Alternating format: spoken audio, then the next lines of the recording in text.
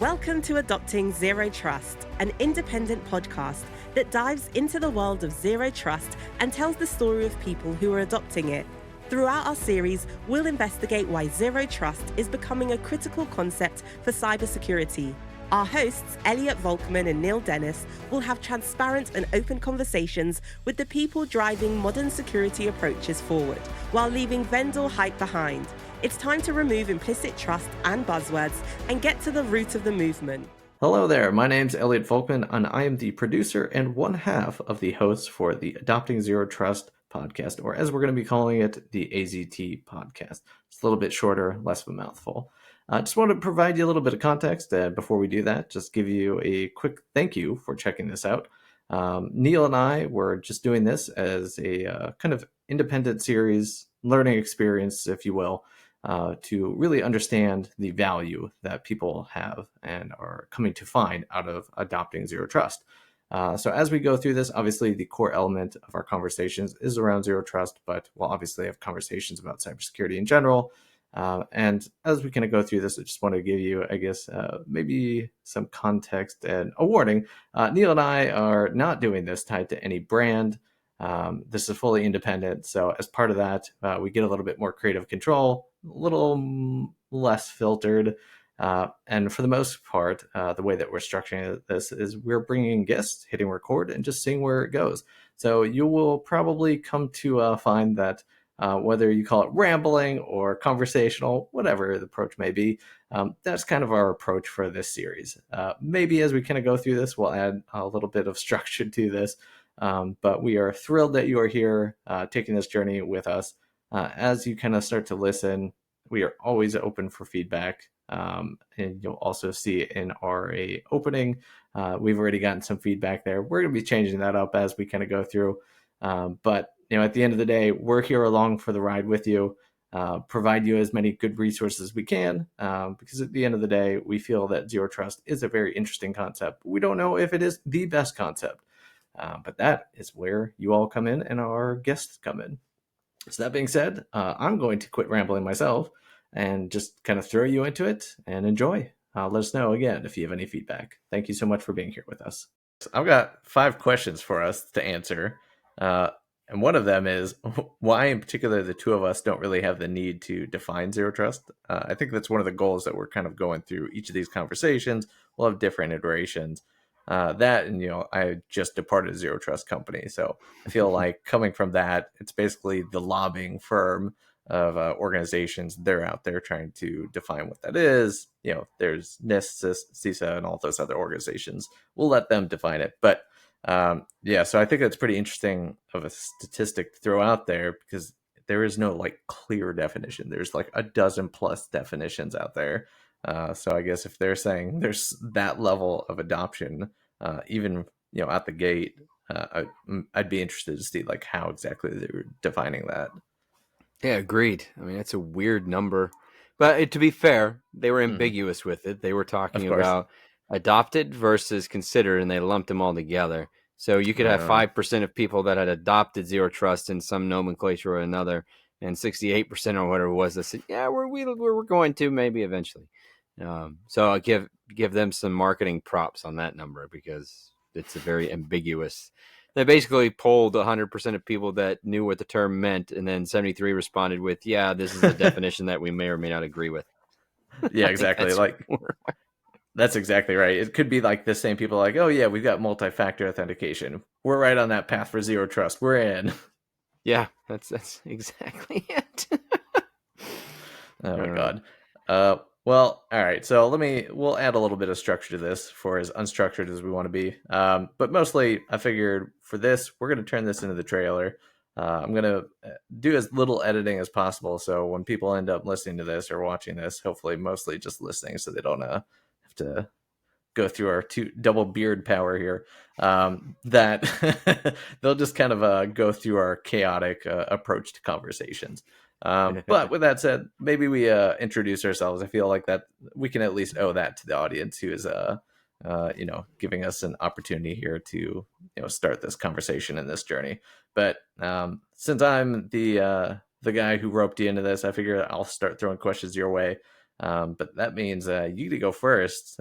Tell the world who you are, what you're up to. You don't have to throw out any names that you don't feel comfortable with. But yeah, Neal, who is Neal Dennis? What are you up to? Why are we here? Yeah, that's a long laundry list, isn't it? So, first off, thanks for bringing me into this loop. Gives me some motivation to do some other personal pet projects, podcasting, now that I've got the snazzy little microphone and everything. That being said, long-winded discussions around career paths, cybersecurity, fun stuff, 20 plus years in the industry in some vein or another, hence all the fledgling gray that's starting to get there. Surprised I don't have more. Marine Corps, SIGINT guy. I've been involved in Intel as an opportunity since 2001 in some form or another. Linguist, SIGINT, there's some other fun 3-letter agency things throughout the years, off and on. Gov contractor, all the other junk that goes with it. But it's been kind of a wonderful Rolodex of things that have allowed me to take on more technology expert roles, technologist type looks at things. And I think for me, going through things, finding out new ways to do old things or making old things new again, which to be fair, I think Zero Trust as a thought flow is kind of is an old new kind of concept, like cloud computing. Woohoo, the cloud. The cloud's been around Right. since we had server space. We just gave it a name. And so I think that's what, for me, this is an interesting path that I'm looking forward to. Zero Trust as an idea, but more so the technology stack that's coming out of this whole thing that claims to be some kind of methodology of Zero Trust. So the technologist in me is very excited about this. And the Intel analyst in me is very curious about the philosophical nature of these discussions that we'll have as well. So, yeah, I think that's fantastic. And I know you didn't throw this out there, but I'll say one of the most interesting elements of your background that constantly kind of surprised me is your involvement with the ISACs, the way that you're able to work with them. And I feel like the community there in our space is still just not known, like from marketers and journalists and reporters. They just don't understand the value that comes from, like, I'm going to throw that term out there, but the collective defense. I love that term, absolutely do, and I feel like the ISACs are like the pinnacle of how that functions. And your background, you're functioning with them. I think that's very cool. More people need to be aware of that. So it'll be pretty interesting to see like the Zero Trust elements of community and how that comes together and towards that collective defense. Because today, nothing that I've really seen that's out there applies to bringing outside organizations outside of like protecting or supporting this supply chain and reducing supply chain attacks, stuff like that. But it'll be interesting to see where that comes into play too. Yeah, agreed. The ISAC world is a very fun space. Having both worked in it and now for it in a roundabout way makes things kind of interesting. And I get a unique personal perspective because of how many hands-ons I get to have with the various communities. And it's neat to see what impacts them. It's neat to see where they're going. And it's also neat to see the trust models that get built out of that, both impersonal and beyond, whether they stay within the communities or they spin up net new private communities. It's neat. It's fun. Yeah, without a doubt. I mean, I think at the end of the day, if there's more infusion of that, I think there's probably better potential for success with Zero Trust adoption. Because today it's very siloed. People have no idea what they're doing. If you Google search it, the first set of results that you're going to find are basically the vendors, like organizations that I work with that you could sort of work alongside, that are lobbying for these different missions and trying to point people in the right direction. But that's why we're here. So we're trying to have these conversations. And then I'll give my 2-second background, which is I started in journalism, went to marketing, and I still live in journalism. And that's about all as much as I'm willing to tell you, because there's nothing too interesting beyond that. Fortunately, I've been in the cybersecurity space for like 6 years, had plenty of time to meet amazing folks like yourselves. I think we're just trying to facilitate conversations with this community and kind of see how that goes. But yeah, so that's kind of my quick background. We don't really need to go beyond that. So really what we're here to discuss, and we've already alluded to that with some of our ramblings, is the world of Zero Trust. So obviously in the past couple of months, the White House has said that the federal government is set to adopt Zero Trust in the next couple of years. That I'm just going to throw this out there. And by the way, We're not really doing a whole lot of filtering here, so I apologize to any of our employers or connections or partners that get offended. But yeah, 2 years for something that massive is absolutely insane. More power to y'all. But yeah, that's a pretty lofty goal, in my opinion, and only my opinion. So no one that pays my bills influences that. That being said, I absolutely love that that's out there, because there's more organizations, private and public industries are going to have to kind of rally around that concept, but that concept is still very blurry. So I think, in my opinion, what I'd love to hear people, and what we're going to have conversations with people about, is what comes next. Now that this huge thing is put onto a pedestal, really, what is like the baseline of what zero trust adoption looks like? As you threw out that statistic, is it as something as simple as like multi-factor authentication? Is it the IAM or IDP element of it? Because in my opinion, that's like the entry point. The bare minimum is being able to get identity in there, getting inventory of all that. Multi-factor is obviously an element, but what comes next? There's network protection, there's data, all that good stuff. So that's definitely where my head's at. But I'd love your opinion. What do you want to get out of these conversations? Man, like I said, so the technologist piece, once again, Yep. there's a lot of net new things that go into this idea. There's a lot of net new thought flow. Even once again, it's still old as new at the base level, but thinking back to cloud security, when we started defining things as in the cloud versus just in someone else's server rack in their basement, that bred a whole new genre of what it meant to be in the security market space. Now everything's cloud security this, cloud security that. SaaS providers in the cloud, you've got service providers who build their entire stack of offerings in a third-party cloud, right?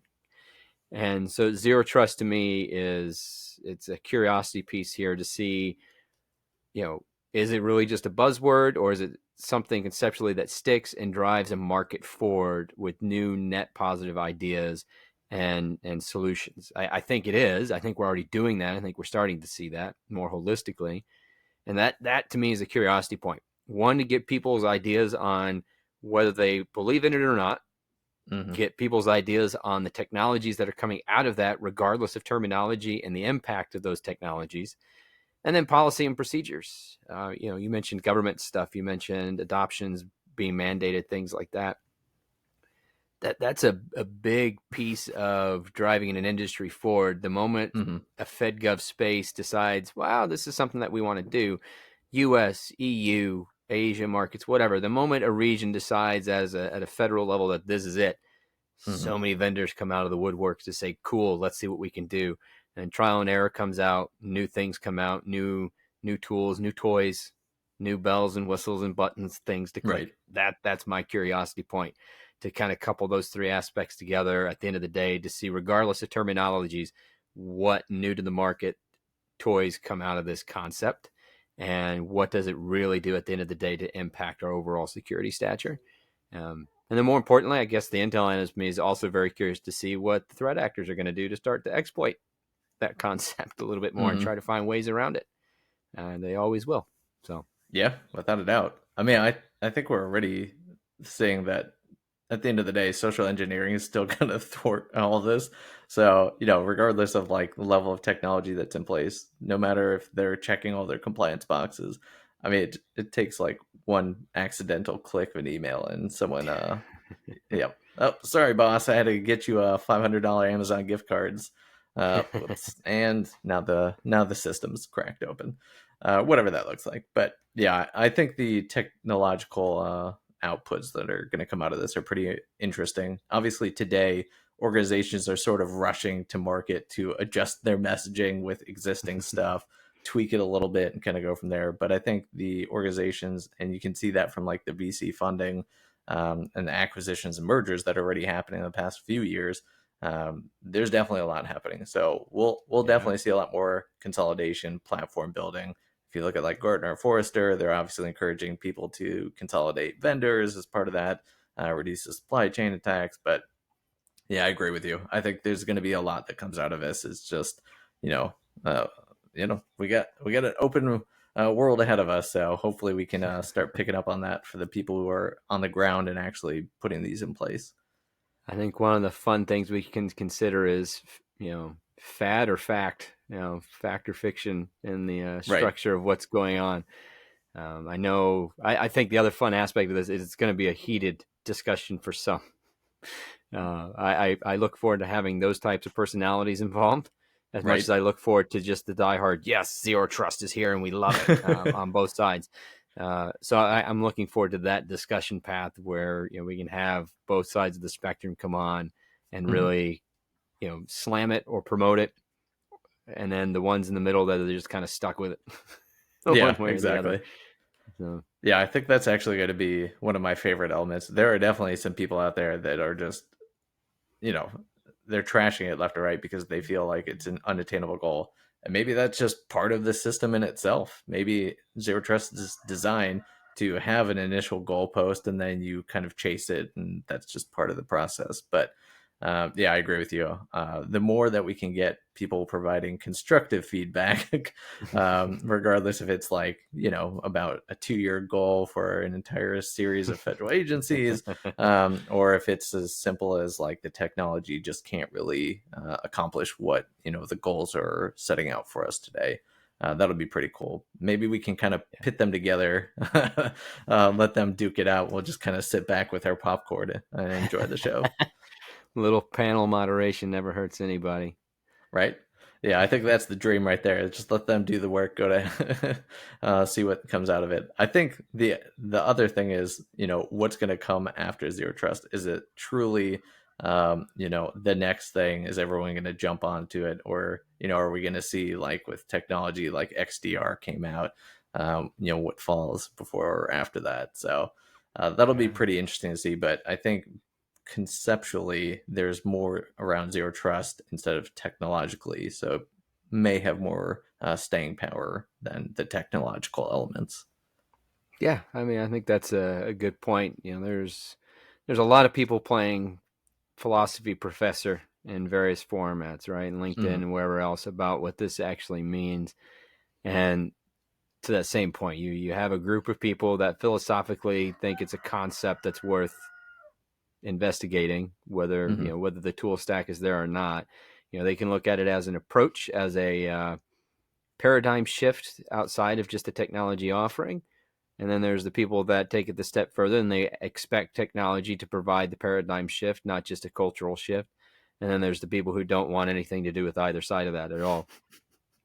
So I think there's multiple hats to approach it from, multiple discussionary pieces, and it's like old school CISOs versus new school CISOs in a sense.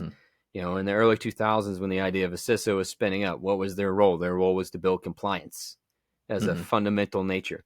We quickly learned in 2007-8, after the first major big box company breached, that maybe compliance wasn't the right thing to focus on and actually do security, since that's in your title. But they played the blame game, and CISOs were scapegoats for the next 5 to 6 years. And then we have the next generation in our age bracket, plus or minus a few years, maybe more minus than not, that understand compliance obviously needs to happen. You still have to tell the regulators that you're doing what you're doing. But now they're pushed towards more security-driven models as a CISO. And so I think, once again, to wrap it back around, zero trust as a concept, you have people getting in at the ground floor who have their own philosophical approach to it. But as it stays and has more grounded discussions, not only helps drive the market space around what the technology looks like, but it also drives the next generation of people who have to think either beyond it or adopt it one way or the other. So I think we're probably in that beginning phase where people realize, like the government, we're going to adopt it, whether we understand what it actually is or not. We're going to adopt it. We're going to get into that compliance mentality first, and then we'll suss out the regular details, in the coming years around what it actually means to implement it and be secure in it. So I think that's kind of, for me, that's kind of a fun outlook to think about. Philosophical approach versus, actual getting the right things done approach. So. Yeah, I totally agree with you on that. And I think just for like transparency for anyone that might be listening, as far as what we're going for here.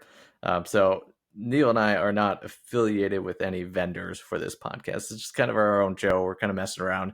So that being said, there are no vendor dollars behind this. So whatever conversations that we're having here, mostly it's just to have these conversations. We're getting our creative mojo going, but that also ensures that there's just transparency and openness in these conversations, so we can have these constructive conversations. Yeah, we'll definitely be chatting with people that are going to have, kind of fanboyisms with the concept of zero trust, but at the end of the day, we want to understand why the people on the ground actually are adopting zero trust. What are they doing? What does that journey look like, and kind of go from there. So yeah, we'll probably chat with some vendors along the way. But I think like MSPs who are definitely coaching people through this right now, even some business development sales folks who are having the conversations and consulting to get people in the door with their technology. Yeah, we'll absolutely have those conversations. So I think the sky is the limit as far as all that goes, but it'll be interesting just to see what pops out of this. But we're not really limiting it. But yeah, we have no vendor influence here either. I mean, I wouldn't say no. No, I'm kidding. No, I think it's important for conversations like these to stay as agnostic as possible, at least from our perspective. And like I mentioned earlier, my personal goal is to gain a better understanding of this. And the Intel analyst in me, there's bias implicit in everything we do. But being cognizant of my bias allows me to approach things hopefully in a much more agnostic and ambivalent field of manner for discussion. So that's what I'm hoping to do and hoping to think about. I'm looking to be convinced. Left, right, middle road, do, don't, yes, maybes.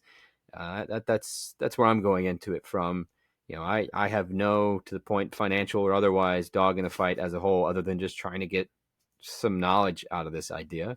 And I think that's what's good for both of us. Neither of us are really coming at this with an implicit idea, other than that it's a concept. We want to think about some more and learn some more about what it actually really means and where it's going. And I like that. I think that's the intriguing aspect here. And when we get those people on either side of the spectrum so far off, those to me are going to be the fun conversation, whether they're in the room together or not. Those are going to be the fun conversations to have really consistently and persistently. The middle of the road people, you need that middleweight personalities that understand both sides, obviously, but I'm looking more forward to the extremes and the conversations ahead. So awesome. Yeah, honestly, I think you even answered my final question, which is, why do you think people should listen to us? And at the end of the day, it's about, we're exploring this conversation together. I don't think there is a proper unified approach or set of messaging that people can take to the table, to the organization. Everything's going to be adaptable. But if you have an answer for that specifically, you're more than welcome to throw it out there. I'm just throwing this out there because we're just trying to explore this conversation together. Yeah, I think that's it. This is an exploratory journey where we're wanting to get something out of it from a knowledge base just to make ourselves a little brighter, and hopefully everybody else gets something out of it in that same aspect. And then as we push forward, as we move a little bit further left, right of this idea and grow the base of people and the understanding of what's available, there's some room to grow and have more focused engagements and feedback loops around what this is, I think. And I think that's going to be fun when we finally get to a point where people are maybe not soliciting for advice directly from us, but at least asking us who we think would be good people from one side or the other.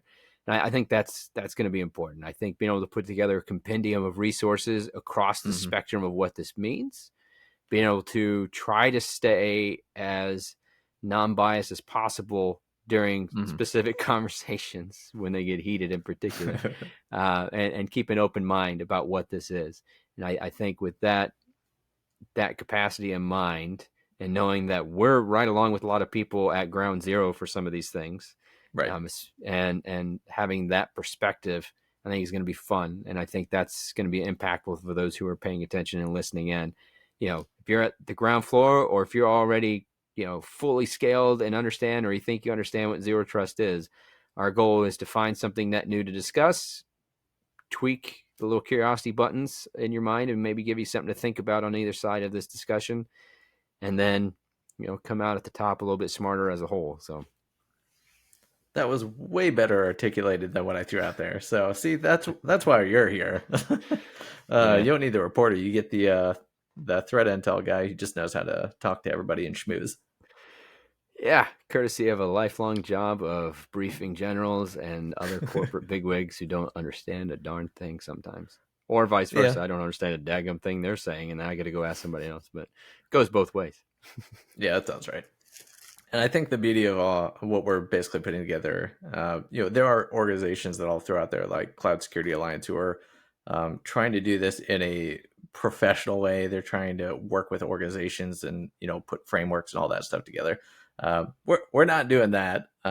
So I fully appreciate what they're doing. They're trying to map out like all the vendors. That those are fantastic resources, but I think at the end of the day, we're gonna try to create some resources, link everyone to as much that's out there as possible as we kind of filter out through, for lack of better words, bullshit or quality resources, and just kind of help people along their journey. Or maybe, the journey just stops dead in its track when we identify it's just, the pie in the sky and maybe it's not achievable. Whatever that looks like, our goal is to just help people get to the right resources and cut through the stuff.